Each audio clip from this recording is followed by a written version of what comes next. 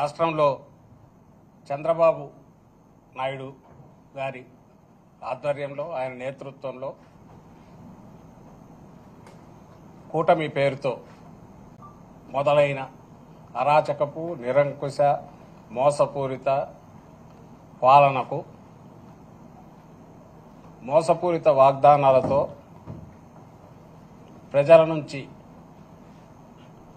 ప్రజలను భ్రమలో పెట్టి ఆయన తీసుకున్న ఆ తీర్పుకు ఈరోజు జూన్ 4కు ఏడాది అవుతుంది. ఈ ఏడాది బహుశా ఇంత అరాచక పాలన గాని ఒక్కటంటే ఒక్క హామీ కూడా పూర్తిగా అమలు చేయకుండా అడ్డంగా ప్రజలను మోసం చేయడం కానీ బహుశా చరిత్రలో ఎప్పుడూ జరిగి ఉండదు. దాన్ని ప్రశ్నించకుండా గొంతు అనేది లేవకుండా భయోత్పాతం క్రియేట్ చేసిన స్టేట్ అంటే రాజ్యం స్టేట్ ప్రభుత్వమే భయోత్పాతం క్రియేట్ చేసిన చరిత్ర కూడా బహుశా ఎక్కడా ఉండదు. అది ఏడాదిలోనే ఒక్క ఏడాది కాదు, వచ్చిన రోజు నుంచే బహుశా దేశ చరిత్రలోనే కాదు ప్రపంచ చరిత్రలో కూడా అరుదుగా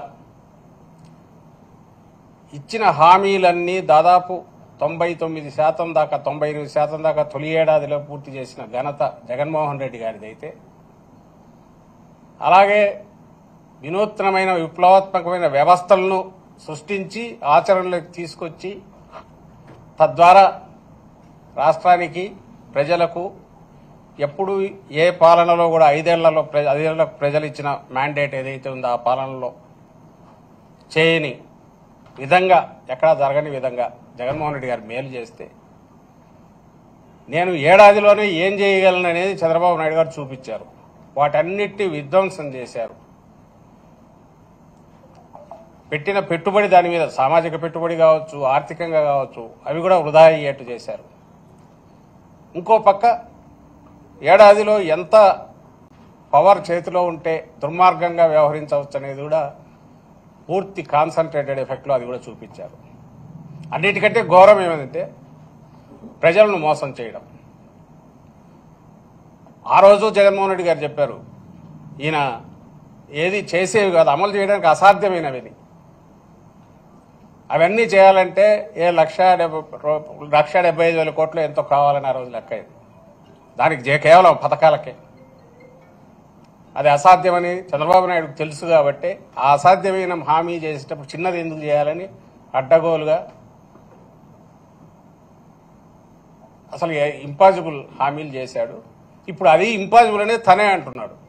అది ఎట్లా అవుతాయి? కాదు కదా. దాని బదులు నేను సంపద ఇంకో రకంగా P4 ద్వారా అంటే స్పాన్సర్షిప్ లాగా ఉన్న తీసుకొచ్చి వాళ్ళకి మిమ్మల్ని కలుపుతాము, మీరు చూసుకోండి అని అంటున్నాడు. లేదా సంపద సృష్టించే ఇదేదంటే నా చెవులో చెప్పండి అంటున్నాడు. అంటే నా బాధ్యత లేదంటున్నాడు. తన బాధ్యత ఏది లేదంటున్నాడు. ఇంకా ఈ మధ్య కొత్తగా ఇవన్నీ ఎందుకు 29 కంతా అసలు పేదరికం 0 చేస్తాం కదా, ఎక్కడ ఉండదు, ఇంకా అందువల్ల అవసరమే ఉంది అని అంటున్నాడు. సో ఇంత మోసం బహుశా ఎక్కడా ఉండదు. మరి ఇది ఆయన ఆ రోజు 95లో తనను హక్కున చేర్చుకున్న మామను వెన్నుపోటు పొడిచిన చంద్రబాబు నాయుడు బహుశా 24లో మధ్యలో 99లో మోసం చేశాడు, 2014లో చేశాడు, పరాకాష్ట 2024లో. అప్పుడు కనీసం ఏదన్నా ఇది అమలు చేసే ప్రయత్నం చేస్తానైనా చూపించడానికి మభ్యపెట్టడానికి ప్రయత్నం చేసేవాడు.